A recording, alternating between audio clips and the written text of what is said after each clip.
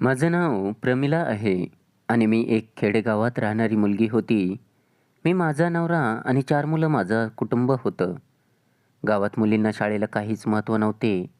मुलींना घरातली सर्व कामे शिकवली जात होती. माझ्याही घरात मी एकटीच होती. मी लहान असताना पप्पा मला सोडून देवाघरी निघून गेले. आईने होईल तितकी मेहनत करून मला लहानचे मोठे केले. मला पहिली पाळी आली आणि माझ्या आईने माझे लग्नच लावून दिले. तेव्हा काही विचारपूस करण्याची पद्धतही नव्हती. मुलगा काम करत आहे एवढंच पुरेसं होतं. आणि माझ्यासाठी आलेलं स्थळ तर शहरातलं होतं. मी लहानपणापासूनच गावाच्या बाहेर गेले नव्हते. तेव्हा शहर तर लांबच होते. तशी मी दिसायला खूप सुंदर आणि माझा रंग गोरा, उंचीही चांगली, शरीरही टवटवीत होते. जरी मी वयाने लहान दिसत असले तरी शरीराने खूप मोठी दिसत होते. लहान वयात आईने माझे लग्न लावून दिलं, त्यातही कारण तसेच होते.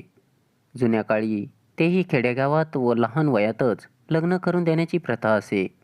आणि दुसरे कारण म्हणजे बिनबापाची मुलगी म्हटल्यावर गावकऱ्यांची नजर वाईट. शहरी भागात राहणारा अमोल दिसायला खूपच सुंदर होता. पण त्यावेळेस एवढी समजही नव्हती. माझे लग्न आईने एकदम थाटामाटात लावून दिले. सुरुवातीचे लग्नानंतरचे दिवस अगदी आनंदात गेले. पण हळूहळू जसे दिवस जाऊ लागले तसे माझ्या नवऱ्याचा रंग दिसायला सुरुवात झाली. अमोल दिवसभर बाहेरच असायचा, पण रात्र झाली की मला खूप जीव लावायचा आणि मला खूप प्रेम करायचा. त्यामुळे मला या सगळ्यांची आता सवय झाली होती. दिवसभर काम करून आणि एवढं मोठं घर सांभाळून मला खूप कंटाळा यायचा. रात्री झोप अगदी शांत लागायची. माझा नवरा अमोल मला रोज एक गोळी द्यायचा आणि म्हणायचा, "तू मुलांना सांभाळून कंटाळली असेल, हे घे आणि शांत झोपी जा." आणि मलाही खूप शांत झोप लागायची. मला 4 मुलं असल्यामुळे त्यांना प्रत्येक गोष्ट देता येत नव्हती. व्यवस्थित कपडेसुद्धा देता येत नव्हते. कितीदा तर त्यांना मी भातावरती झोपवले होते. कधी त्यांना काही मागितलं तर मला आतून खूप दुःख व्हायचं. पण तरीही मी त्यांना काही देऊ शकत नव्हते. कारण माझ्या नवऱ्याची सॅलरी तेवढी नव्हती. पण अमोल मात्र स्वतः खूप खुश असायचा. त्याच्या पिण्यासाठी पैसे असायचे, पण कधी विचारले की तो म्हणायचा, "मालकाने दिले." तो जिथे काम करत होता तो एक मोठा सेठ होता. एकदा सेठच्या घरी खूप मोठी दिवाळी साजरी केली.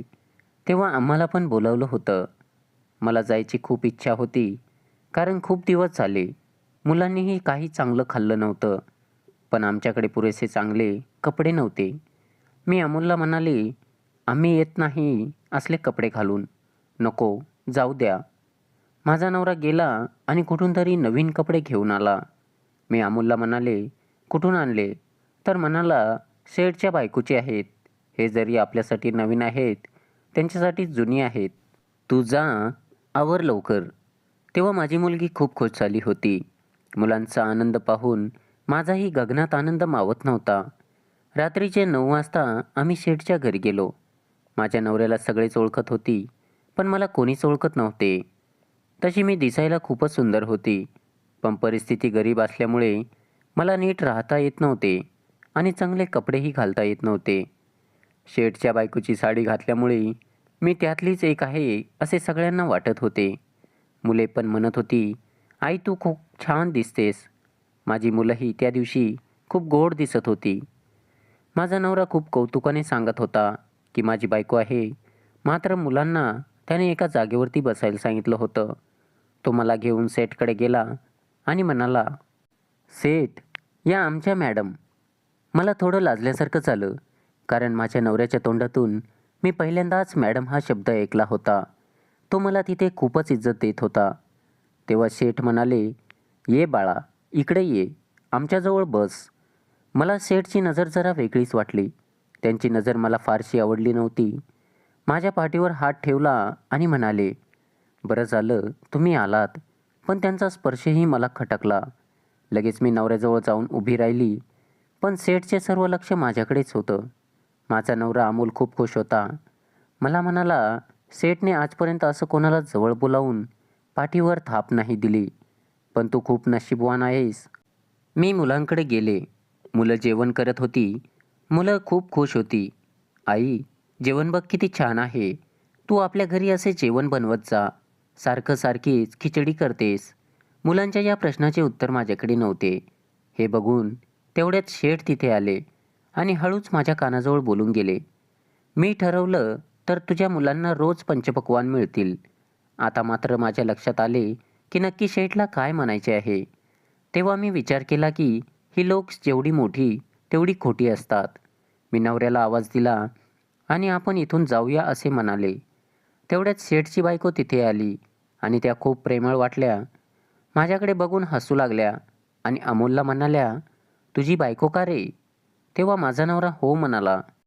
माझ्या नवऱ्याला त्या म्हणाल्या, अमोल, माझ्यासाठी थंड सरबत घेऊन ये. तेव्हा अमोल पळत सरबत आणायला गेला. आता मी त्यांच्याशी काय बोलू हे मला कळतच नव्हते. तेवढ्यात त्या म्हणाल्या, छान दिसतेस. मी म्हणाले, साडी दिल्याबद्दल आभार. साडी? आणि म्हणू लागल्या, कसली साडी? मी म्हणाले, ही साडी तुम्ही दिली ना अमोलजवळ. त्या म्हणाल्या, नाही ग. मी थोडी शॉक झाले. त्या म्हणाल्या, अमोलने माझं नाव सांगून तुझ्यासाठी गिफ्ट दिली असेल. तेवढ्यात अमोल सरबत घेऊन आला.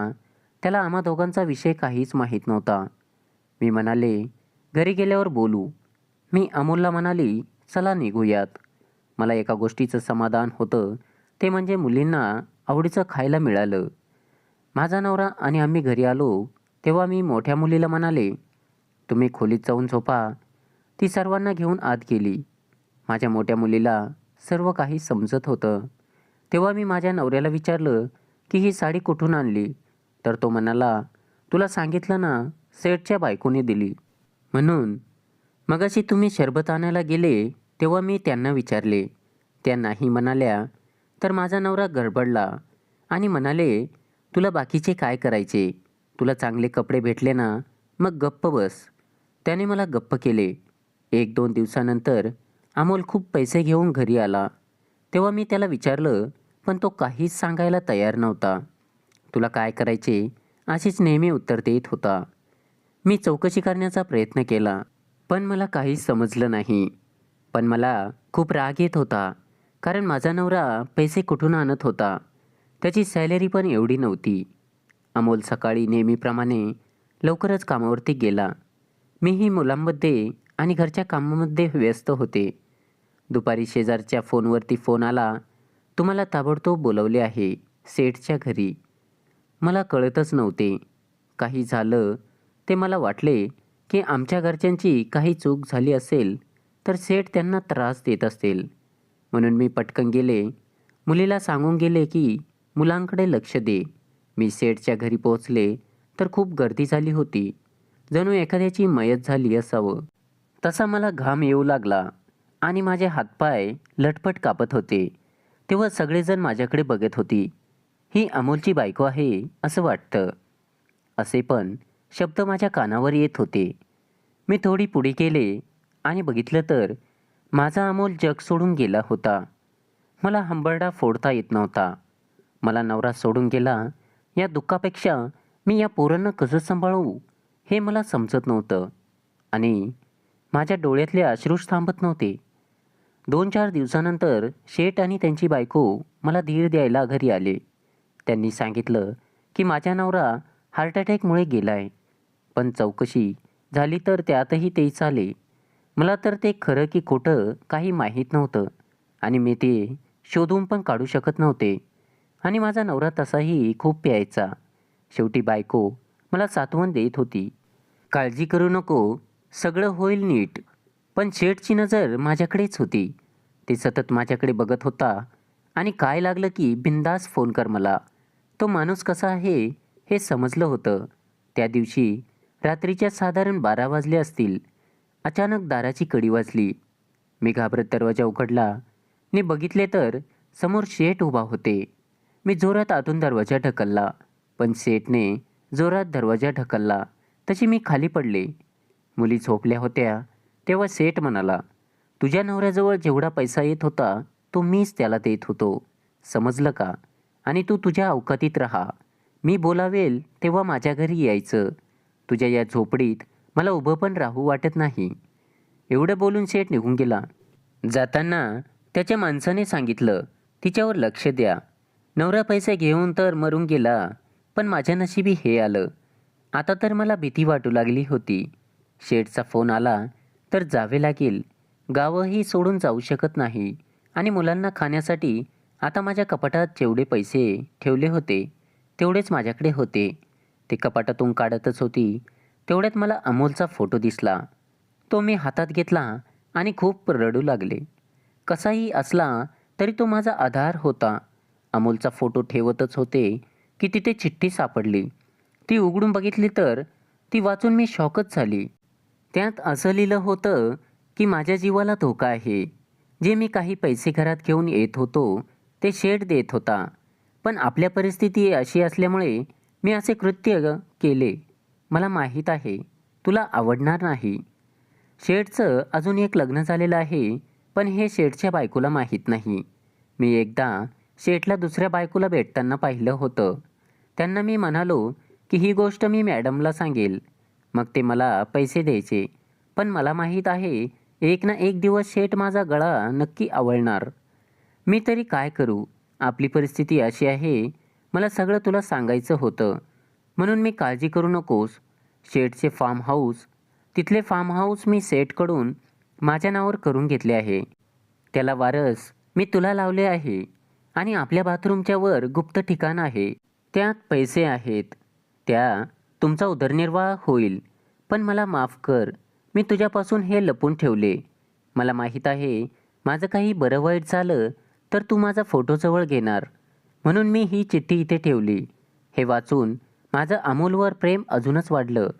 आता मी ठरवलं आता कितीही फोन आला तरी जायचं नाही.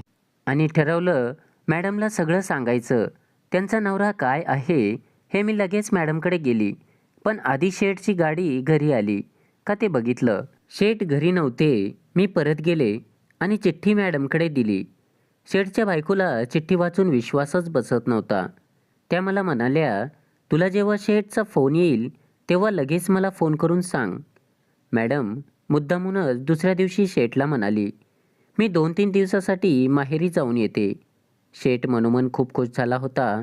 तो त्यांना नाही म्हणाला कारण त्याला मला त्याच्या घरी बोलवायचं होतं. शेठची बायको गेली की लगेच 1 तासात शेठची माणसं मला घ्यायला घरी आली. तुला शेठने बोलावली.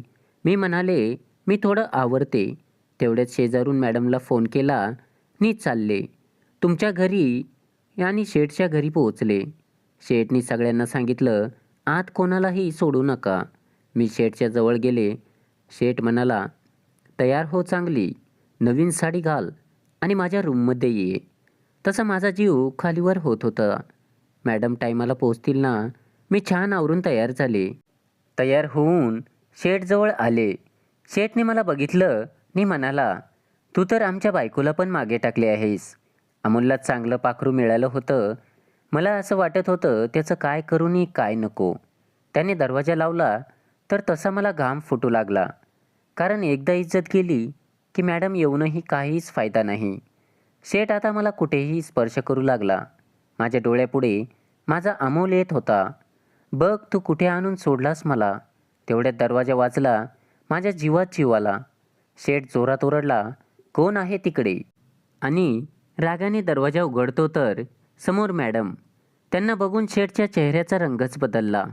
हे बघ अमोलची बायको मला म्हणते, माझ्यासोबत काही करा पण मला पैसे द्या. पोरांना खायचे प्यायचे पण वांदे झाले. आणि तिला खूप समजावून सांगत होतो, बाई तू चुकीचं वागत आहेस. तेवढ्यात मॅडमने शेठच्या थोबाडीत वाजवली. उद्या पेपरवरती सह्या पाहिजेत मला. मॅडमनी शेठचे काहीच ऐकून घेतले नाही आणि स्वतःची सही मागितली. आणि मला सांगितलं की दुसरीकडे काम बघू नको, इथे कामाला ये. तुला शेठ इथे कधीच दिसणार नाही. कारण मॅडमनाही कळून चुकलं होतं की शेठची दुसरी बायको होती. तिला त्यांच्यापासून एक मूलही होतं. त्यामुळे त्यांनी त्यांना माफ केले नाही.